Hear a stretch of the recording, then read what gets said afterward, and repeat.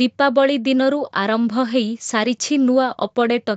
ଏହି ବର୍ଷରେ ଆପଣ ବି ନିଜ ଝିଅମାନଙ୍କ ସମୃଦ୍ଧ ଭବିଷ୍ୟତ ପାଇଁ ନିଶ୍ଚିତ ଭାବରେ ପୋଷ୍ଟ ଅଫିସରେ ସୁକନ୍ୟା ସମୃଦ୍ଧି ଯୋଜନାରେ ଟଙ୍କା ଜମା କରିଥିବେ। ଯଦି ଏଭଳି କରିଛନ୍ତି, ତେବେ ଆପଣଙ୍କୁ ଚକ୍ରବୃଦ୍ଧି ସୁଧ ବା କମ୍ପାଉଣ୍ଡ ଇଣ୍ଟରେଷ୍ଟ ସହ ପ୍ରାୟ 8.2 ସୁଧ ହାର ଦେବାକୁ ପଡ଼ିପାରେ। ତେବେ ଏହି ସରକାରୀ ଯୋଜନାରେ ନିବେଶ ପୂର୍ବରୁ ପ୍ରି-କ୍ଲୋଜର ରୁଲ୍ସ ବାବଦରେ ଜ୍ଞାନ ଥିବା ନିହାତି ଆବଶ୍ୟକ, ଯାହା ଆବଶ୍ୟକ ସମୟରେ ପଇସା ଉଠାଇବାରେ ସାହାଯ୍ୟ କରେ। କହି ରଖୁ, ସୁକନ୍ୟା ସମୃଦ୍ଧି ଯୋଜନା ସରକାରଙ୍କ ଦ୍ୱାରା ଝିଅମାନଙ୍କ ଉଦ୍ଦେଶ୍ୟରେ ସମର୍ପିତ। ଏଥିରେ ବାପାମା ନିଜର 10 ବର୍ଷରୁ କମ୍ ବୟସର ପିଲାଙ୍କ ପାଇଁ ନିବେଶ କରିପାରିବେ ସେମାନଙ୍କ ଭବିଷ୍ୟତ ପାଇଁ। ପ୍ରକାଶଥାଉ ଯେ, ଏହି ଯୋଜନାରେ ବର୍ଷକ ଅଧିକତମ ପ୍ରାୟ 1.5 ଲକ୍ଷ ଟଙ୍କା ନିବେଶ କରାଯାଇପାରିବ, ଯାହା 15 ବର୍ଷ ପାଇଁ ଜାରି ରହିବା ଆବଶ୍ୟକ। କହି ରଖୁ, ନିବେଶର ପ୍ରଥମ ଦିନଠୁ ଆରମ୍ଭ କରି 21 ବର୍ଷ ପରେ ଜମାରାଶି ସୁଧ ସହ ଖାତାକୁ ଟ୍ରାନ୍ସଫର ହେଇଥାଏ। ନିବେଶର 21 ବର୍ଷ ପର୍ଯ୍ୟନ୍ତ ଏହା ଜାରି ରହେ ବା ମେଚେର ହେବା ଯାଏଁ ଏହା ଲକ୍ ଇନ୍ ଥାଏ।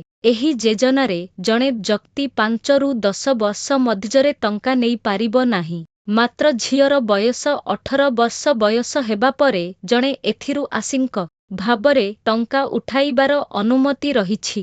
ଏହି ଆଂଶିକ ନିକାଶ ବା ଟଙ୍କା ଉଠାଇବା ପାଇଁ କେତେକ ସର୍ତ୍ତ ରହିଛି। ପ୍ରଥମେ, ସୁକନ୍ୟା ସମୃଦ୍ଧି ଯୋଜନା ଯାହା ନାମରେ ରହିଛି, ତାହାର ବୟସ 18 ବର୍ଷ ବୟସ ହେବା ନିହାତି ଆବଶ୍ୟକ। ଏହା ବାଦ ସେ 10 ଶ୍ରେଣୀ ପାସ କରିଥିବା ଦରକାର।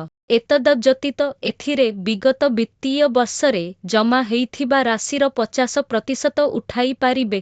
ମେଚେରିଟି ବନ୍ଦ ହେବା ଅବଧିକୁ ଦୃଷ୍ଟିରେ ରଖି ଜଣେ 5 ବର୍ଷ ପରେ କିସ୍ତି ହିସାବରେ ମଧ୍ୟ ଜଣେ ଟଙ୍କା ଉଠାଇପାରିବ। ଏହା ବାଦ ଝିଅର ମୃତ୍ୟୁ ହେଇଗଲେ ବାପାମାଙ୍କୁ ନିବେଶରେ ଜମା ହେଇଥିବା ଟଙ୍କା ମିଳିଥାଏ। ତାହା ସହ ଆକାଉଣ୍ଟ ହୋଲ୍ଡରଙ୍କୁ ଗମ୍ଭୀର ରୋଗ ସମସ୍ୟା ଦେଖାଗଲେ ମଧ୍ୟ ସମୟ ଅବଧି ପୂର୍ବରୁ ଜଣେ ଟଙ୍କା ଉଠାଇପାରିବ।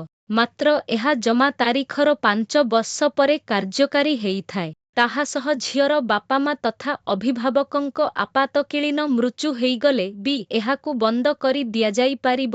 ତଦସହିତ ଜଣେ ଭାରତୀୟ ନାଗରିକତା ଛାଡ଼ିଦେଲେ ଏଥିରେ ଜମା ଟଙ୍କା ତାଙ୍କୁ ଫେରସ୍ତ କରି ଦିଆଯାଏ। ମାତ୍ର ଉକ୍ତ ବ୍ୟକ୍ତିଙ୍କୁ ସୁଧହାର ପ୍ରାପ୍ତ ହେଇନଥାଏ।